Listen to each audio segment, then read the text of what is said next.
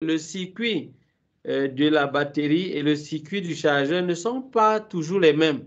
Dans certains cas, vous aurez la même chose à partir de l'étape peut-être 4 ou l'étape 6.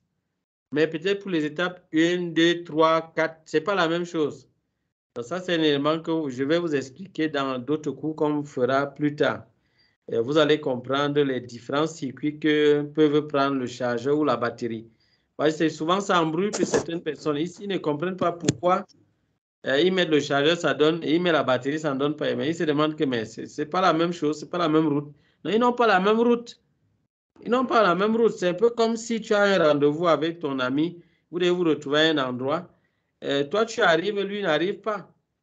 Peut-être parce que vous n'êtes pas dans la même ville. Et peut-être de son côté, il y a un embouteillage, ou bien le pont est cassé, et il n'a pas pu arriver. Ce n'est pas parce que vous deux, vous avez la volonté d'arriver que ça veut dire que vous allez arriver. Non, c'est pas ça. Donc, c'est un peu comme le chargeur et la batterie. La batterie, tu dis bien, elle est pleine et tout, elle est chargée. Il n'y a pas de problème si elle est chargée. Elle a donc la volonté d'alimenter ta carte. Mais la volonté ne suffit pas. Il faudrait que la route qu'elle va emprunter pour arriver, pour alimenter la carte, que la route soit bonne ou qu'il n'y ait pas d'incident ou bien de problème sur cette route. Pourtant, la route du côté du chargeur, si la route du côté du chargeur est bonne et il n'y a pas de souci, mais pourquoi tu veux que ça ne passe pas? Ça va passer. Tout simplement parce que la route est bonne. C'est simplement ça. C'est un peu même la même chose avec les réseaux MTN et Orange et tout ça. Les réseaux qu'on a souvent dans les pays. Et tu peux faire le transfert peut-être par un réseau, ça passe. Par l'autre réseau, ça ne passe pas. Parce qu'il y a un souci là-bas. Oui, c'est Donc, vrai. Oui. Voilà, avec ce que vous avez dit, j'ai bien compris. Parce que tout à l'heure, si je le répondais comme ça, je me disais qu'il avait déjà procédé par ça et vérifier si d'abord sa batterie a de communication avec la puce de charge, mais ça n'alimente pas la carte mère. Voilà pourquoi je l'ai répondu comme ça. Oui, justement, la communication là, la communication dont tu parles, c'est beaucoup plus pour, en fait, c'est uniquement pour charger la batterie. La communication là, je vous ai parlé de cette communication uniquement pour charger la batterie. Ah, Donc, donc ça oui. n'empêche pas le démarrage de la carte mère. Non, non, non, non, non, ça n'influence pas le passage de la tension venant de la batterie. Ok, donc pour ça, ce qui veut dire que dans cette condition, même si le côté SMP bloc là ne passe pas, la batterie peut alimenter la carte mère. Exactement. La batterie peut alimenter la carte mère. Exactement. D'accord. Oui, parce que pour alimenter la carte mère, la batterie a besoin que sur son chemin, il n'y ait pas de problème. Il faut que Oui. sur sa route, il n'y ait pas d'obstacle. Moi, Donc, je c'est me la disais logique. que si l'US ne donnait pas l'autorisation, elle n'allait pas déclencher. Donc, sans même à la... Ce qui veut dire que si la ligne, comment on appelle, les signaux de l'US, que c'est compatible, c'est pas compatible, ne passe pas, la batterie peut toujours alimenter la carte mère. Mais ça peut créer Exactement. des dégâts. Exactement. Exactement. Vous avez très bien compris. Exactement. C'est ça. Merci. Oui.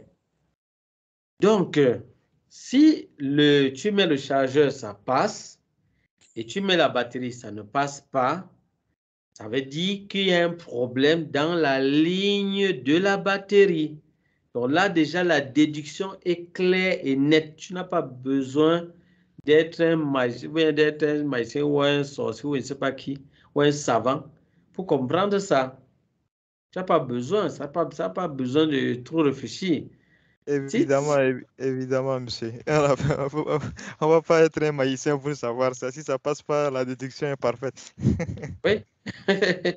Donc, ça veut donc dire que tu n'as qu'à suivre simplement et sans trop réfléchir la ligne de la batterie. Simplement, la ligne de la batterie. Tu suis seulement cette ligne et tu vas voir qu'est-ce qui se passe. Donc, par exemple, pour le cas que je viens de vous montrer, vous voyez qu'on a d'abord une bobine. Donc, ça veut dire que je ne pars pas, je pars étape par étape. Je vais d'abord commencer par voir est-ce que la bobine qui est là-bas en place, qui est là-bas, est-ce qu'elle elle passe encore? Est-ce qu'elle fonctionne? Est-ce qu'elle est bien soudée? Attention, j'ai précisé ça à plusieurs stagiaires, je profite pour vous le dire, vous aussi. Souvent, vous testez mal les composants.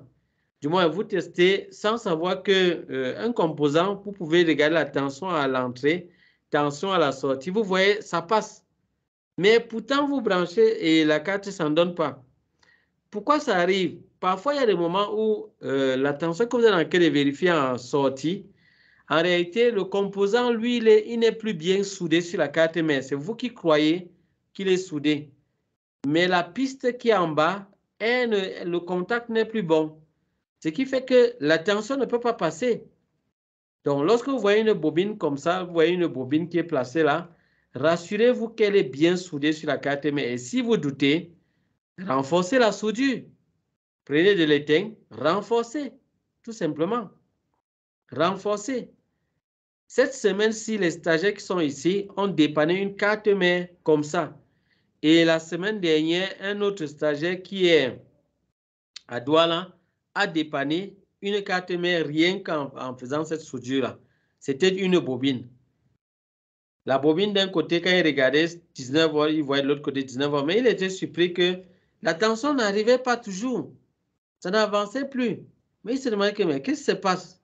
Comment se fait-il qu'il y ait 19 volts, 19 volts? Mais au niveau des composants qui doivent recevoir cette tension, il n'y a pas de tension. Mais il s'est dit, mais ça, c'est anormal. Il a regardé bien la pâte de sortie. Là, il s'est rendu compte que, bon, c'est comme si la soudure, là, peut-être n'est pas très bonne. Il a refait la soudure. Il a refait la soudure à la sortie. Et c'était fini. La carte mère fonctionnait normalement. Il a fini, il a dépanné la carte. C'est fini. Donc, les amis, franchement, les dépannages que vous allez faire ne seront pas toujours peut-être trop compliqués comme vous imaginez.